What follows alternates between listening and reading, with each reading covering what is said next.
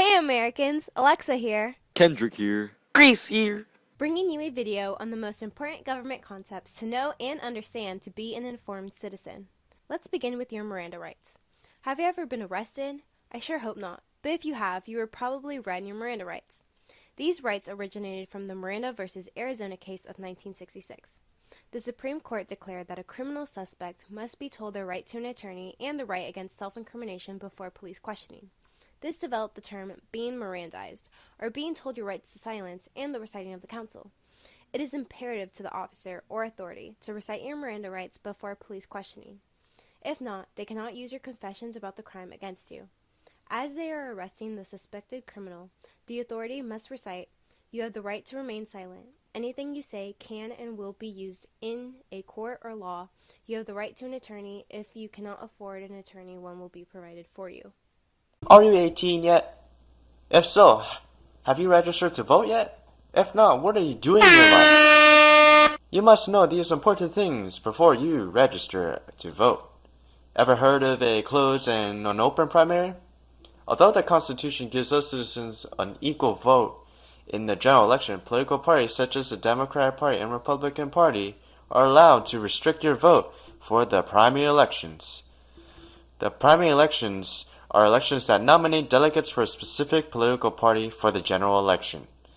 For example, Donald Trump was nominated in the 2016 Republican primary for the presidential candidacy. Restriction of your primary election could happen if you register as an independent and political parties decide to have closed elections where only those who register with the party can vote in their primary. As an independent voter, you can only vote in primaries that are open or where elections that do not depend on party affiliation. So if you really want to vote for a specific candidate in a specific political party for the general election, please do yourself a favor and figure out your political orientation and register under a political party, not as an independent. Ever wonder why we aren't under a tyranny, or why it's President Trump and not King Trump the First? That would be because our government is under a system of checks and balances. The framers of the Constitution were afraid of being under another king, so they implemented this system to avoid being under the control of someone like King George III. How it works is, we have three branches of government: the executive branch, judicial branch, and legislative branch. Each branch can check the other to keep a balance in power. For example, the executive branch, in particular the president, can nominate judges to the Supreme Court, the judicial branch, but the Senate, the legislative branch, must approve of these nominations also. The Supreme Court can also declare laws made by Congress as illegal, and the president can also veto bills proposed by Congress. These are just a few examples of the system of checks and balances.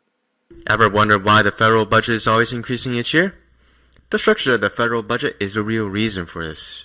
There are two types of federal spending: discretionary and non-discretionary. Let's start off with non-discretionary spending. This type of spending is required by the budget, commitment, or contract. Think of things like Social Security, Medicare, and debt interest. These programs and payments are required to be funded each year. You want to pay a Social Security tax for 40 years and find out that Social Security budget was cut and you can't get your retirement income for that year. Good luck, dude. On the other hand, discretionary spending is spending through an appropriations bill and is technically not required to be fulfilled financially by the government. They can choose to cut or keep these programs as funds. Some examples of discretionary spending include defense, education, and energy. The government is allowed to cut budget in these areas, but cutting these costs in these areas could prove very unpopular for the government and could disrupt the status quo. One simply can't cut costs in defense or education because both of those are integral to our everyday lives. Since budget cuts are not easy to make in discretionary spending programs, the federal budget is bound to increase each year. So don't complain. An important document that is necessary to understand is the Bill of Rights, which is made up of the first 10 amendments of the Constitution. Ratified in 1791, it was written by James Madison after much dispute between the Federalists and Anti-Federalists about whether it was necessary to list these basic human rights. The First Amendment protects the people's freedom of speech, freedom of religion, freedom of press, freedom to protest, and freedom to petition against the government, while the Second Amendment protects the right of the people to bear arms.